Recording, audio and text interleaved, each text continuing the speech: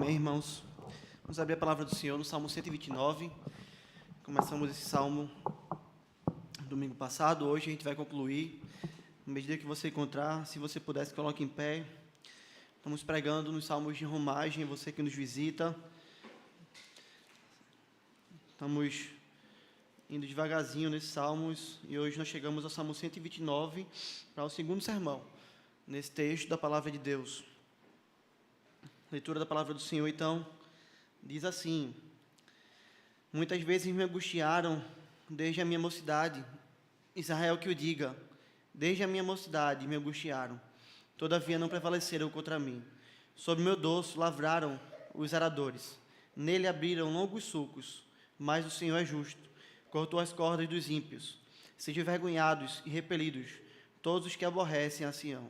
Sejam como a erva dos telhados, que seca antes de florescer, com a qual não enche a mão o ceifeiro, nem os braços o que ata os feixes. E também os que passam não dizem: a bênção do Senhor seja convosco. Nós vos abençoamos, em nome do Senhor. Amém. Abençoa-nos, Deus, com a Tua palavra, ilumina nossos olhos, edifica a Tua igreja hoje, vivifica a nossa alma. Nós oramos em nome de Cristo, desejosos de que toda a glória seja Tua, Pai. Amém. Podem sentar. Domingo passado nós iniciamos nosso estudo nesse salmo e nós aprendemos que nele o salmista, ele começa o salmo falando, representando o povo de Deus. Ainda que ele fale no singular, logo após ele vai falar Israel que o diga. E nós vimos então que quando ele fala isso, ele está falando, representando o povo de Deus. Quando nós lemos esse texto, então, nós não podemos olhar e achar que essa é a figura apenas de um homem, ou algo que apenas um homem deveria fazer, mas sim algo que todo o povo de Deus deve fazer. É uma instrução para que o povo de Deus viva dessa maneira. Nós meditamos então nos 4 primeiros versículos e nós aprendemos 2 lições. Nós vimos que a perseguição faz parte da vida do crente, mas que ela não pode nos destruir.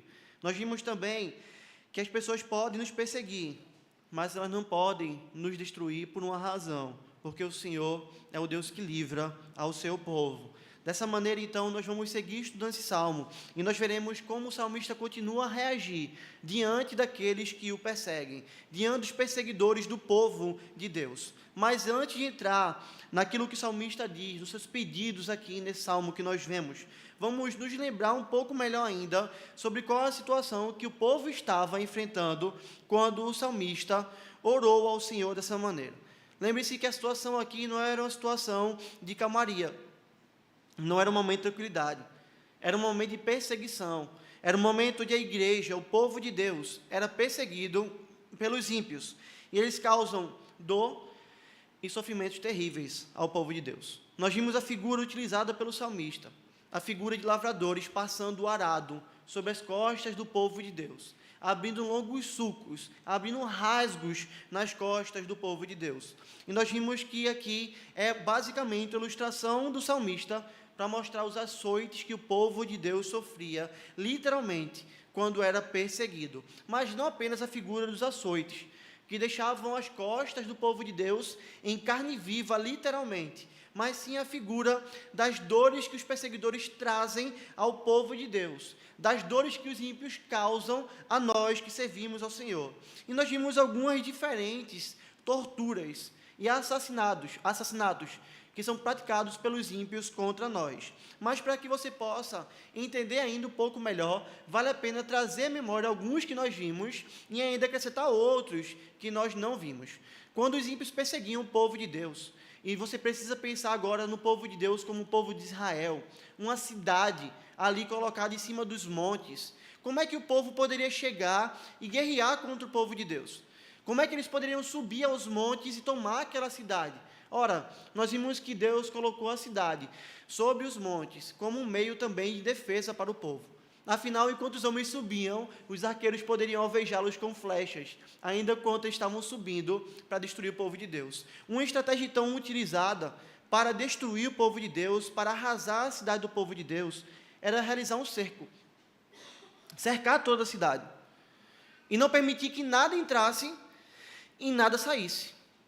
Cercar todas as fontes de água, cercar todos os meios pelos quais as comidas poderiam entrar na cidade. levando o povo de Deus a ficar faminto, tão faminto ao ponto de comer qualquer coisa. Franklin Ferreira, historiador e pastor, ele vai dizer que há relatos dessa época em que o povo de Deus chegou até mesmo a devorar seus próprios filhos. Você pode pensar nessa realidade de bebês morrendo, porque o normal é que a criança morra de fome mais rápido do que um adulto, e os pais tendo que devorar os seus próprios filhos. Você consegue perceber como há malignidade nisso, como há sofrimento para o povo de Deus? Cadáveres eram catapultados para dentro da cidade do povo de Deus, para difundir doenças no meio do povo de Deus. O povo de Deus era açoitado, as costas do povo de Deus eram literalmente abertas. Reis inimigos, quando adentravam a cidade, galgavam vitória, cegavam os reis do povo de Deus com as próprias mãos, vazando seus olhos com seus próprios dedos. Crentes foram jogados às covas dos leões ou em fornalhas ardentes. Crentes eram empalados. Você sabe o que é isso? É você pegar uma lança, enfiar no orifício anal de uma pessoa, levantar aquela lança e deixar a pessoa morrendo dolorosa e vagarosamente. E o povo de Deus observando esse tipo de morte dos seus irmãos na sua própria frente. Mulheres eram estupradas por pelotões que adentravam a cidade e assassinadas após isso. Crianças chegavam a morrer de fome e também morriam no meio da guerra. Como é que a gente deve reagir, irmãos, diante de situações como essas? Como é que o povo de Deus deve chegar a Deus em oração quando os ímpios nos assolam de tal maneira? O que é que nós devemos pedir? Talvez alguns digam que nós devemos apenas orar pedindo misericórdia. Misericórdia, Senhor, para com esse povo. Salva, Deus, esse povo. Transforma o coração deles, que eles possam nascer de novo. Muda a vida deles, Senhor, abençoa, Deus, eles. Talvez alguns achem que nós só devemos orar dessa maneira. Alguém pode responder: pastor, eu acho que é assim mesmo. Porque Romanos 12, versículo 14 diz: abençoai os que vos perseguem. Abençoai, não amaldiçoeis. Mas será, irmãos, que nós devemos apenas orar assim? Será que essa apenas deve ser a nossa oração, ou o tipo de oração que nós devemos realizar, pedir a Deus, quando os ímpios trazem tamanho sofrimento a nós como povo de Deus? Se apenas esse tipo de oração deve ser feita, se pergunte, por que o salmista orou dessa maneira? Sejam envergonhados e repelidos todos os que aborrecem a Sião. Sejam como a erva dos telhados, que seca antes de florescer, com a qual não enche a mão o cefeiro, nem os braços o que ata os feixes. E também os que passam não dizem: a bênção do Senhor seja convosco. Nós vos abençoamos em nome do Senhor. Se nós só devemos orar pedindo misericórdia, pedindo salvação, abençoando a vida desses homens, por que o salmista ora dessa maneira? Porque ele pede a Deus juízo de Deus sobre os ímpios. Porque ele pede que Deus os repila. Porque ele pede a Deus que Deus faça como eles. A mesma coisa que acontece com a erva no telhado. Queridos, quando nós lemos orações como essas, e nós sabemos que Jesus nos manda amarmos os nossos inimigos, amarmos aos nossos perseguidores, parece haver algo estranho, não é? Não parece haver algo que não faz sentido, não parece haver algo que não encaixa. A impressão que passa não é que a Bíblia está se contradizendo, ou até mesmo que o salmista está pecando. Talvez essa seja a solução que você tem para esse texto. Pastor, Deus escreveu esse texto para mostrar o pecado do salmista, como ele orou errado, como isso é errado. Queridos, não há contradição na palavra de Deus. Não há erro na palavra de Deus. E o salmista não está pecando quando ele ora assim. A Bíblia continua sem ter nenhum tipo de contradição em ponto nenhum. E nós podemos aprender hoje um pouco mais sobre isso, quando nós estudamos esse salmo. Esse salmo que nos mostra claramente um tipo de oração, chamado de oração imprecatória. Mas antes de entrar nele, vamos responder a uma pergunta: o que são orações imprecatórias? O que é uma oração seguida por esse nome tão difícil, uma oração imprecatória? O que seria isso? Augusto Nicodemos diz com muita propriedade que orações imprecatórias são orações em que o povo de Deus invoca a justiça de Deus sobre os ímpios. São orações em que nós clamamos a Deus, pedindo a Deus: Senhor, derrama justiça sobre os ímpios. Derrama justiça sobre aqueles que não conhecem ao Senhor. E é precisamente isso que nós temos aqui nesse salmo. Uma oração imprecatória. Uma oração onde o salmista ora rogando a Deus pela justiça de Deus. Sejam envergonhados e repelidos todos os que aborrecem a Sião. Sejam como a erva dos telhados, que seca antes de florescer, com a qual não enche a mão cefeiro, nem os braços o que ata os feixes. E também os que passam não dizem: a bênção do Senhor seja convosco. Nós vos abençoamos em nome do Senhor. Veja como é que é o pedido do salmista. E veja como ele de fato se dirige aos perseguidores. Se lembre que anteriormente ele falou dos perseguidores. Ele continua a falar desses homens. E veja o que ele pede: Senhor, que esses homens sejam envergonhados. Que esses homens sejam repelidos. Mas quem é que deve ser envergonhado? Quem é que deve ser repelido? O salmista diz: aqueles que aborrecem a Sião. E aborrecer aqui, o sentido é odiar. Aqueles que odeiam o teu povo, Senhor. Aqueles que aborrecem ao teu povo. A gente sabe muito bem que Sião é um monte em que Deus escolheu para que o templo fosse construído. Era ao redor de Sião, era junto ao monte Sião que Jerusalém estava construída. Porque é junto ao templo de Deus, é junto ao próprio Deus em que o povo habita. Portanto, perceba, aborrecer a Sião é aborrecer o povo de Deus. Odiar a Sião, odiar o templo de Deus, é odiar ao próprio povo de Deus. Repelir, ter raiva, ter ódio ao culto a Deus, é odiar também o povo de Deus.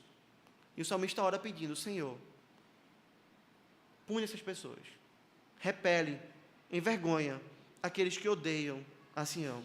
Aqui o que nós temos, irmãos, é uma figura de uma guerra. É a figura da guerra entre Deus e entre os seus inimigos. É isso que ele diz aqui, veja: sejam envergonhados e repelidos. Você percebe a figura de uma guerra? O que é que acontece com o exército quando ele luta contra outro exército maior do que ele? O que é que acontece com esses homens? Veja, eles são envergonhados, não é verdade? Eles vão lutar achando que vão ter a vitória, mas eles se deparam com uma força muito maior. Eles são arrasados, eles são ali arruinados, eles são envergonhados. A vergonha pesa sobre eles. E como eles não conseguem vencer, o que é que eles fazem? Eles fogem, eles são repelidos, eles não adentram naquela terra. É assim que acontece com os ímpios que lutam contra o povo de Deus. É assim que acontece com os ímpios que lutam contra o Senhor.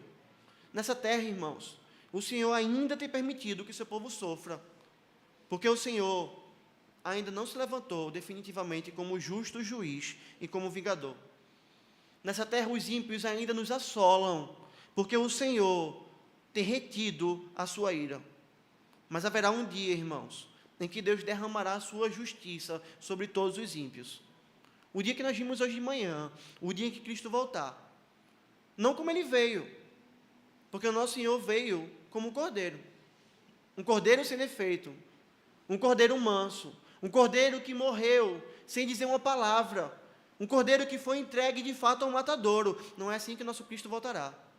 O nosso Cristo morreu como cordeiro, mas nós sabemos que ele voltará como aquilo que ele de fato é também, como o leão da tribo de Judá, como aquele que vai diante do seu povo, como aquele que pune os seus inimigos. É isso que acontecerá com os ímpios. Quando Cristo voltar, eles serão envergonhados. Quando Cristo voltar, no dia da ira do Senhor, eles serão repelidos. O governo mais poderoso que tenha se levantado contra a igreja será envergonhado e será repelido pelo Senhor. Um homem mais poderoso que estiver em luta contra o povo de Deus será envergonhado e será repelido pelo Senhor. Nem mesmo os exércitos de Satanás e seus demônios poderão resistir no dia da volta de Cristo. Todos eles serão envergonhados e serão repelidos pelo Senhor. Porque o nosso Deus, irmãos, é um homem valente. O nosso Deus, irmãos, é um homem de guerra.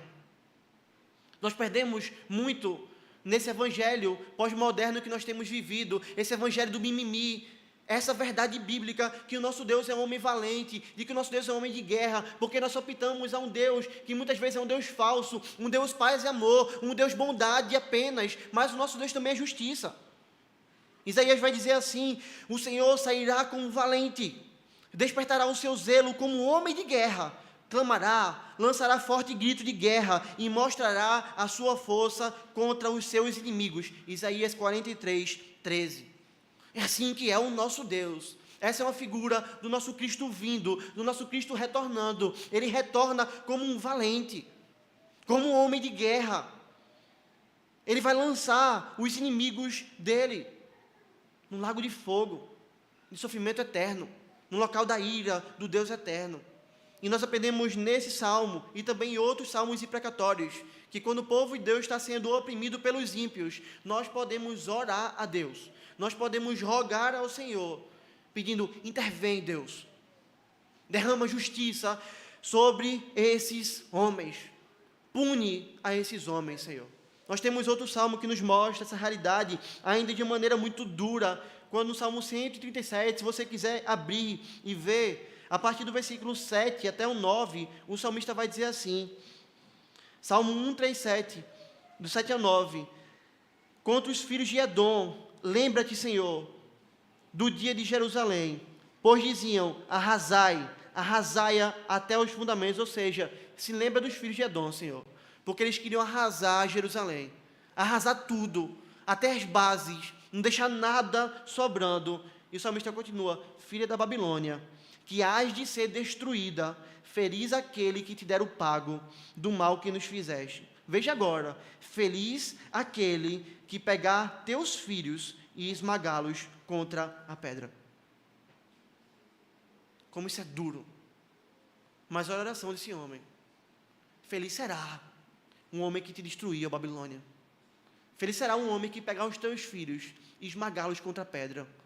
Pastor, nós estamos falando de criancinhas sendo mortas, e o salmista pedindo a Deus por isso. Irmãos, o salmista está pedindo contra um povo que matou as crianças do povo de Deus, que esmagou as crianças do povo de Deus, que trucidou as crianças do povo de Deus.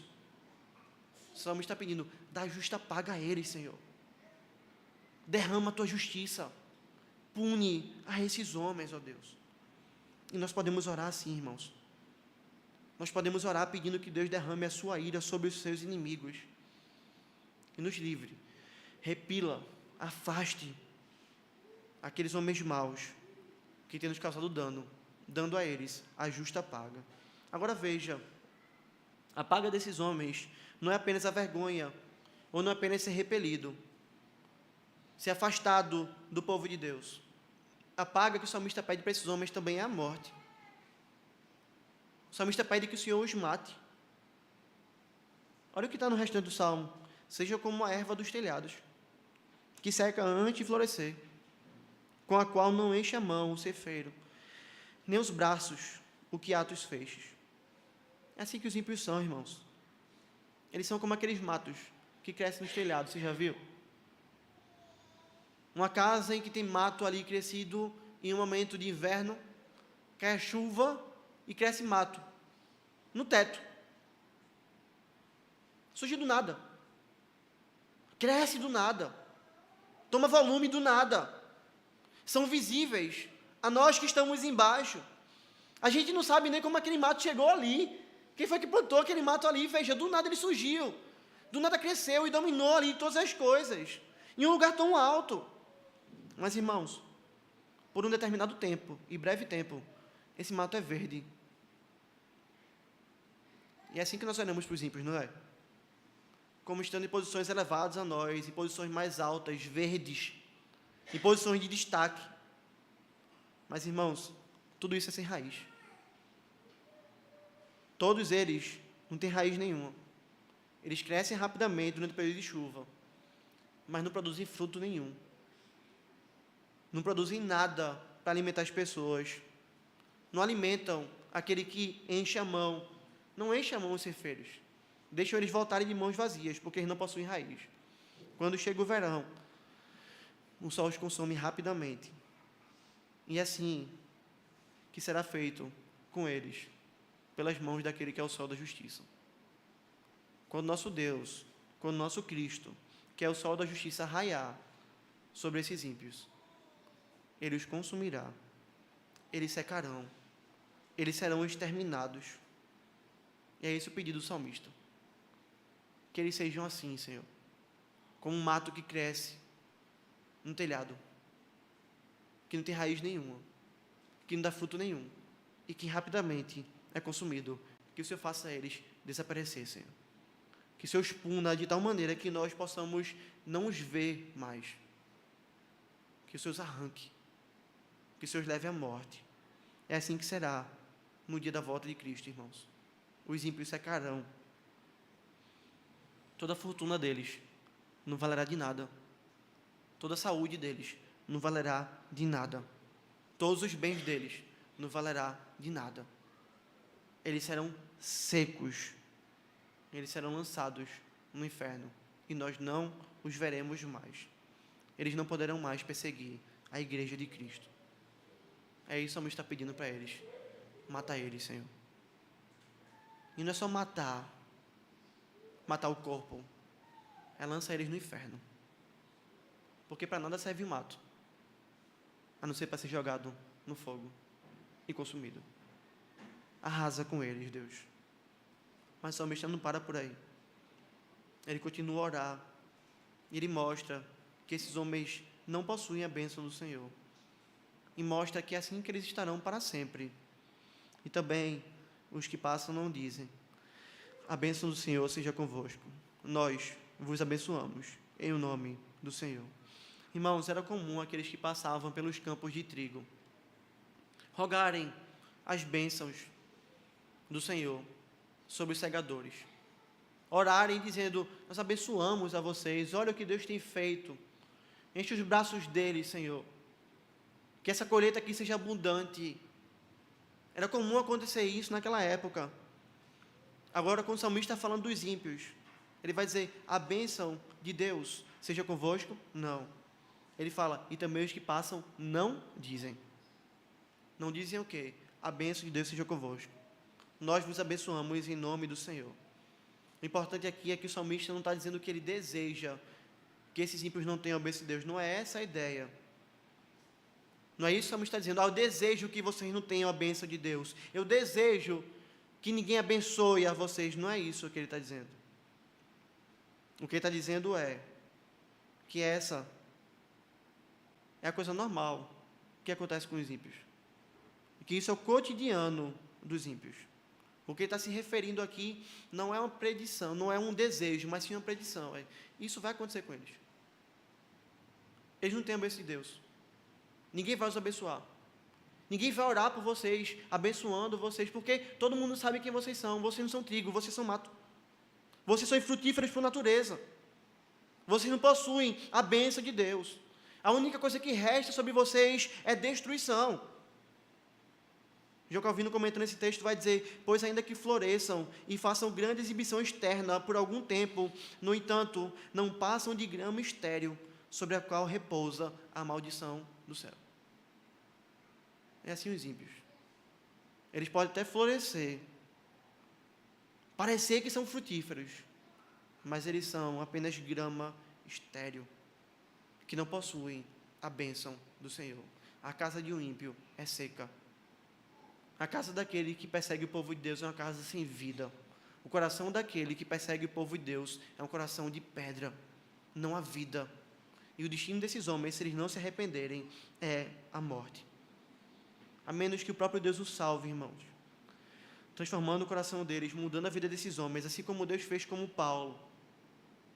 Esses homens serão condenados no dia da volta de Cristo.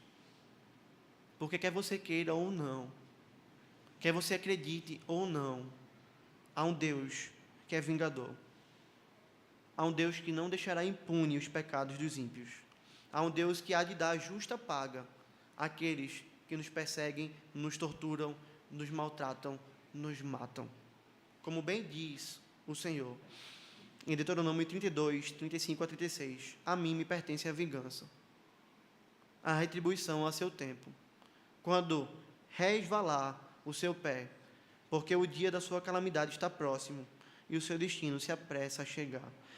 Porque o Senhor fará justiça ao seu povo e se compadecerá dos seus servos, quando vir que o seu poder se foi, já não há nem escravo e nem livre. Percebe quem é o nosso Deus? O nosso Deus é o vingador. O nosso Deus é o justo juiz. O nosso Deus é um Deus que não falha. Portanto, irmãos, diante de perseguições e atrocidades cometidas pelos ímpios, nós como igreja podemos orar imprecatoriamente. Nós podemos pedir a destruição dos ímpios, a justiça de Deus sobre eles. Pedir que Deus pese a mão com o juízo que eles merecem. E nós não estaremos pecando quando nós orarmos assim, se nós fizermos isso de maneira correta. E se nós vimos que o salmista orou assim ao Senhor, nós vamos caminhar para a conclusão do sermão de hoje pensando um pouco melhor sobre essas orações imprecatórias, para que nós possamos entender elas ainda de maneira melhor e para que nós possamos saber como orar dessa maneira e não pecarmos contra Deus. Para isso é necessário desconstruirmos da nossa mente a ideia de que orar imprecatoriamente seria algo pecaminoso. Arranque isso da sua mente. Te enganaram esse tempo todo dizendo que você não pode orar imprecatoriamente. Te enganaram dizendo que orar assim é algo pecaminoso. E você pode ver claramente isso em Apocalipse. Abre a palavra de Deus em Apocalipse, capítulo 6.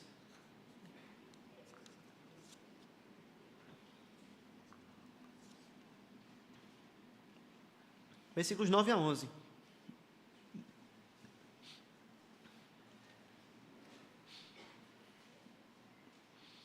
Que esse texto te ajude a retirar essa ideia de que orar imprecatoriamente é algo pecaminoso. Veja o que a palavra de Deus diz, Apocalipse 6, de 9 a 11.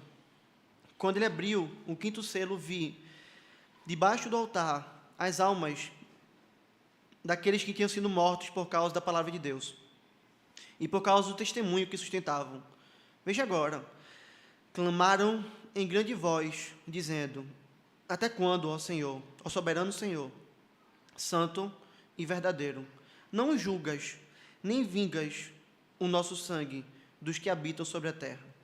Então, a cada um deles foi dada uma vestidura branca, e lhes disseram que repousassem ainda por um pouco tempo, até que se completasse o número dos seus conservos e seus irmãos que iam ser mortos, como igualmente eles foram.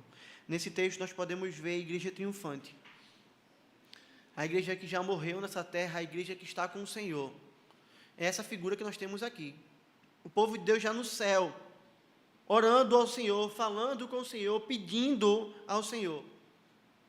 Quem são esses irmãos? São irmãos que não pecam mais. A igreja militante que somos nós ainda pecamos. Mas a igreja triunfante é a igreja que não peca. É a igreja que já está com o Senhor, que está guardada pelo Senhor e que não erra mais, que tem vida eterna. São esses irmãos que estão orando assim. E mais especificamente aqui, aqueles que estão lá e que morreram nessa terra por fruto da perseguição. Que morreram na mão de homens ímpios que os mataram, que os assassinaram. São esses homens que nós temos aqui nesse texto. E eles estão falando a Deus o quê? Até quando, ó soberano Senhor? E eles sabem quem Deus é, santo e verdadeiro. E eles sabem que Deus não é só amor, mas que Deus também é justiça, que Deus também é um vingador. Eles oram dizendo: não julgas, nem vingas o nosso sangue dos que habitam sobre a terra. Senhor, até quando? Até quando o Senhor não vai julgar a esses homens que nos mataram? Até quando o Senhor não vai tomar vingança? Até quando eles vão continuar andando sobre a terra, perseguindo o teu povo, fazendo maldade ao teu povo? Nós morremos, nós estamos aqui com o Senhor e nós morremos nas mãos deles. Até quando, Deus? É isso que eles estão pedindo. Julga, Deus. Julga os ímpios. Vinga nosso sangue. Pesa a mão sobre eles. Até quando? Nós queremos ver isso. Queridos, porque é preciso que nós olhemos para esse texto para arrancarmos nosso coração essa ideia de que orar assim é pecaminosamente, é algo pecaminoso. Porque se fosse algo pecaminoso, a igreja triunfante não orava assim. Se orar assim fosse algo errado, Os santos no céu não orariam assim, porque estariam pecando no céu. E se eles orassem assim, e fosse algo pecado, Deus estaria mentindo para nós, porque nós não teremos vida eterna. Porque não há como termos pecado no céu e continuarmos na presença de Deus. A igreja ora assim, como povo santo, porque não é pecado orar assim. Pelo contrário, é um dever nosso orar assim, e foi registrada essa oração do povo de Deus, para que nós também possamos aprender a orar assim. Tal como a igreja triunfante ora, irmãos, imprecatoriamente, deve haver no nosso coração o desejo pela justiça do Senhor. O desejo para que Deus tome vingança pelos ímpios. E a razão disso é porque isso glorifica a Deus. A justiça de Deus o glorifica. E como nós não entendemos isso, como deveríamos entender? O que é que nós pensamos muito quando pensamos no dia da volta de Cristo? Serei salvo. Deus será glorificado salvando o seu povo. Que maravilha! Ora, tudo isso é verdade. Nada disso é mentira. Mas Deus também será glorificado, sabe como? Quando Ele punir os ímpios. Nós olharemos para o Senhor e nós diremos ao Senhor: louvado seja o teu nome, Deus. Nós teremos esse desejo no nosso coração, porque nós veremos Deus executar justiça, Deus executar vingança, e isso glorifica o nome dEle.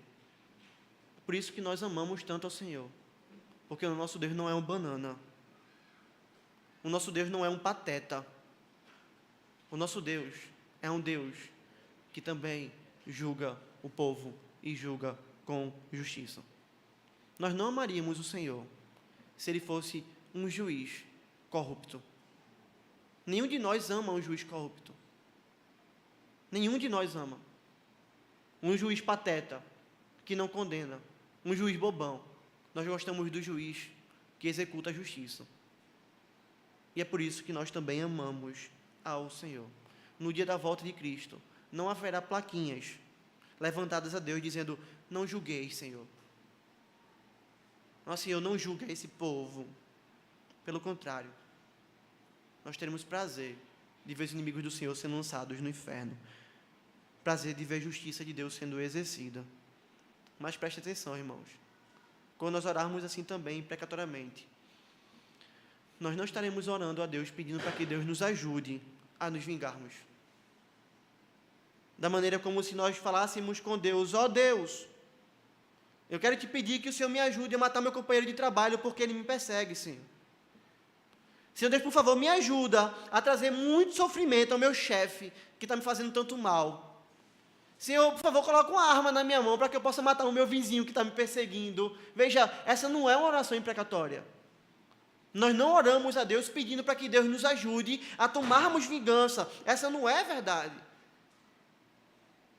Afinal, a vingança não é nossa, a vingança pertence a quem? Ao Senhor.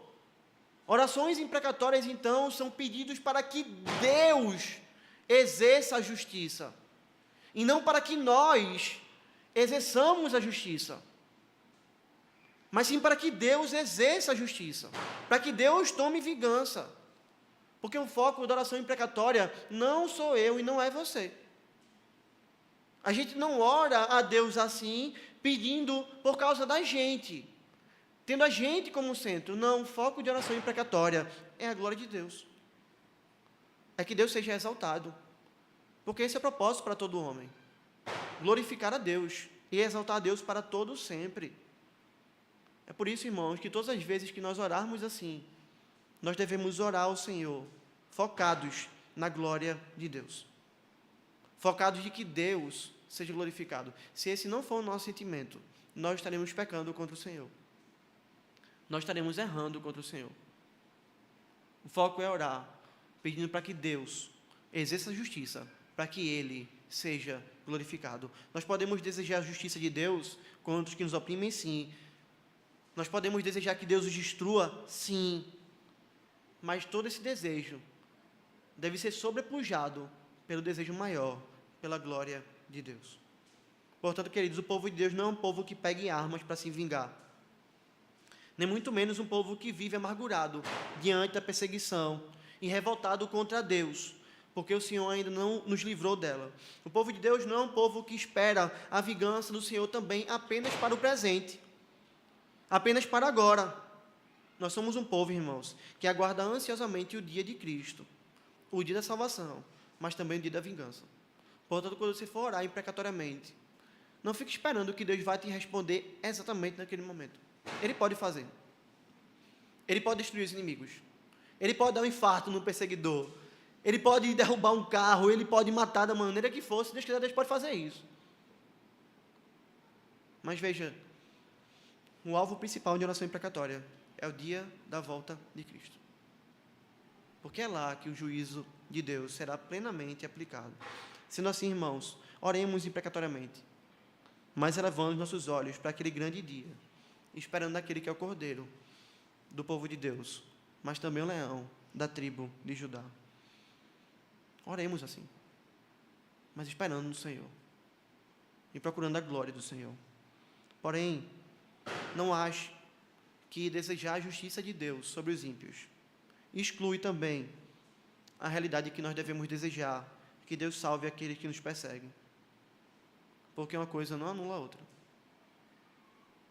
Nós podemos orar pedindo a Deus justiça, mas nós também podemos orar pedindo a Deus misericórdia.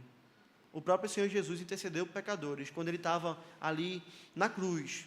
Ele ora por aqueles que os perseguem. Ele vai dizer, quando chegaram ao lugar chamado Calvário, ali o crucificaram, bem como aos malfeitores, um à direita, outro à esquerda. Contudo, Jesus dizia, Pai, perdoa-lhes, porque eles não sabem o que fazem. Então, repartindo as vestes dele, lançaram sorte. Veja, Jesus está diante dos seus perseguidores, daqueles que crucificaram, e Jesus ora, perdoa eles, Senhor. Eles não sabem o que estão fazendo, não, perdoa eles. Da mesma maneira que nós podemos orar imprecatoriamente, nós também podemos orar pedindo para que Deus os salve. Uma coisa não exclui a outra. E não há contradição nisso. Porque se o nosso foco é a glória de Deus, nós conseguimos entender isso plenamente. Porque tudo que vai acontecer de acordo com a vontade de Deus. Por quê? Porque quando Jesus pede por perdão a esses homens, porque eles não sabem o que fazem, Jesus não está dizendo assim, Senhor, eles vão continuar vivendo o pecado deles, mas perdoa eles, Senhor, leva eles para o céu. Jesus não está dizendo isso. Nós sabemos que para que aconteça o perdão, para que a pessoa receba perdão, ela precisa se arrepender dos seus pecados. Ela precisa crer em Cristo. A oração, então, do Senhor Jesus é, se eles se arrependerem, Senhor, perdoa a eles. Perdoa eles em eles se arrependendo, em eles sendo transformados pelo Teu Espírito, em eles crendo em mim, os perdoa. Por que isso, querido? Porque o homem mau só será perdoado se a justiça de Deus for satisfeita. Jesus não está excluindo uma coisa. Ah, perdoa, Senhor, esquece tua justiça, deixa de ser um Deus irado. Não. Um homem mau só é perdoado se a justiça de Deus for satisfeita. E como é que a justiça de Deus é satisfeita? Quando há morte. E como é que um homem mau pode ser perdoado? Quando ele vai até Cristo. Porque a justiça de Deus cai sobre Cristo. Porque é a morte de Cristo. Porque Cristo paga o preço. Deus não deixa de dar paga pelos nossos pecados. Ele faz a nossa paga cair sobre Cristo.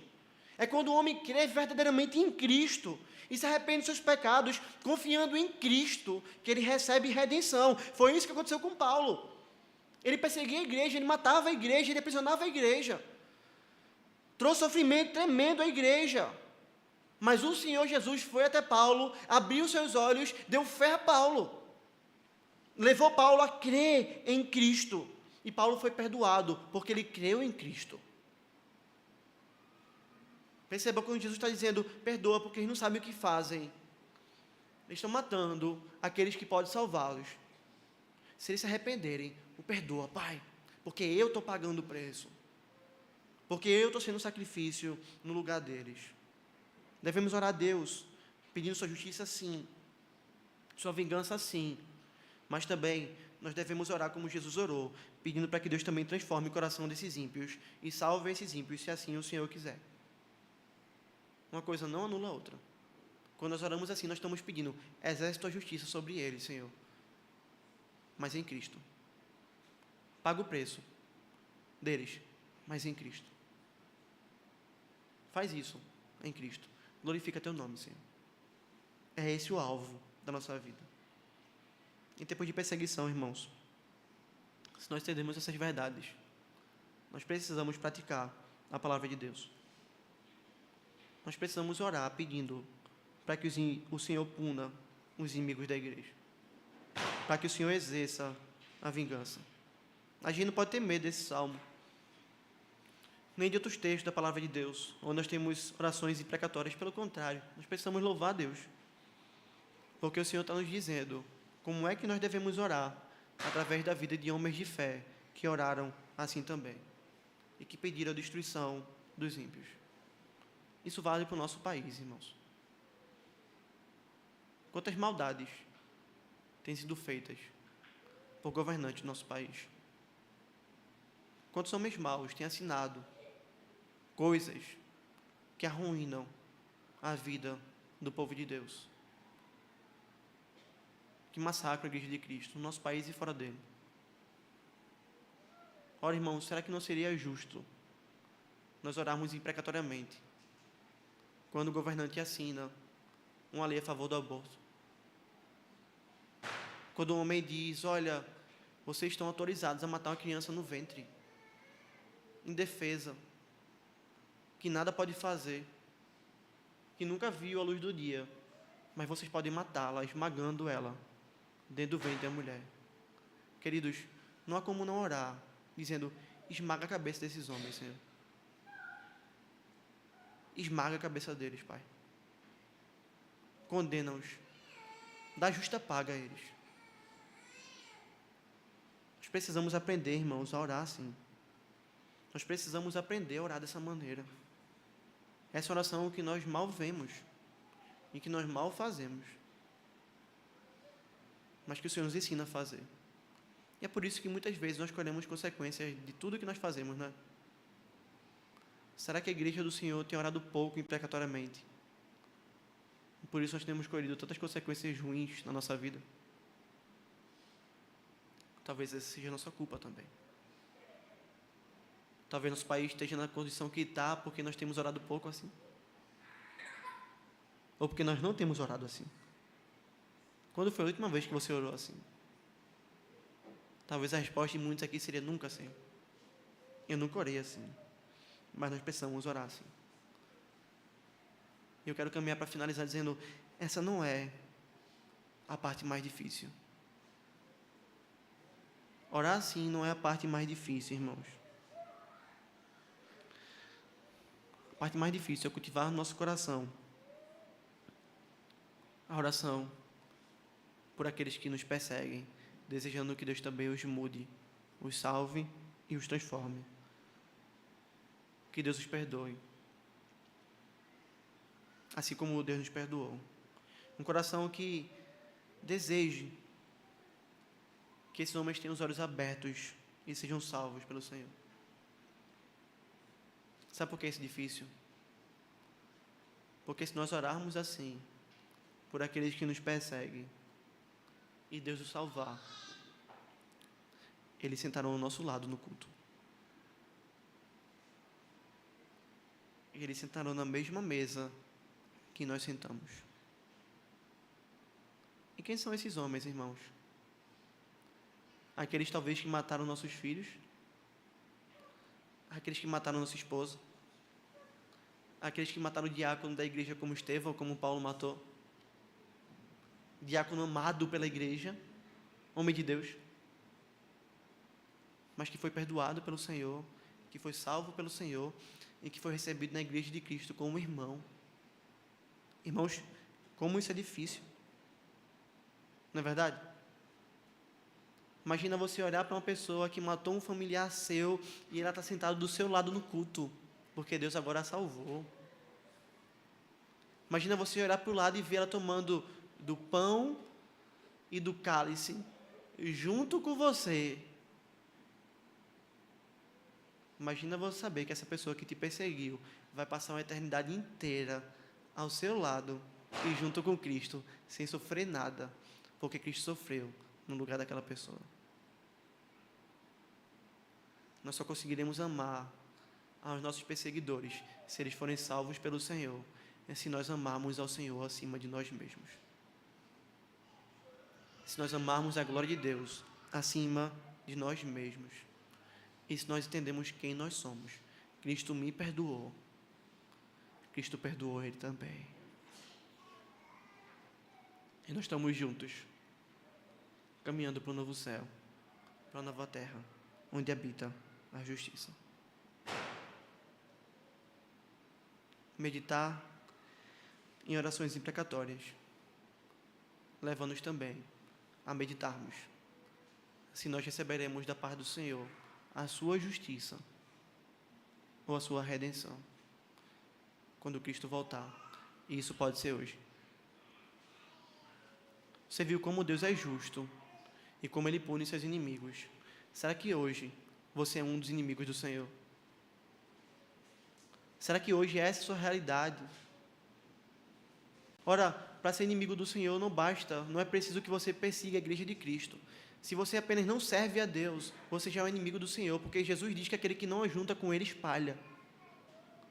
Se você não serve a Deus com toda a sua vida, você é um inimigo do Senhor.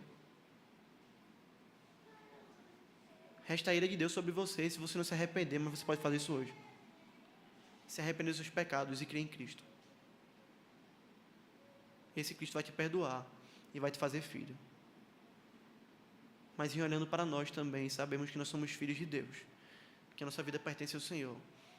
Esse texto traz esperança para as nossas vidas, porque nós olhamos para o futuro e nós sabemos, um dia, o nosso Cristo tomará vingança, se sentará no trono e reinará soberanamente pelos séculos dos séculos. A Ele seja a glória para todo sempre. Aquele que é Cordeiro, aquele que é Leão, aquele que é o Rei, que governa soberanamente, que reina soberanamente. Confiemos nele, irmãos, descansemos nele e oremos a Ele. Que Deus nos abençoe. Fiquemos de pé, vamos orar.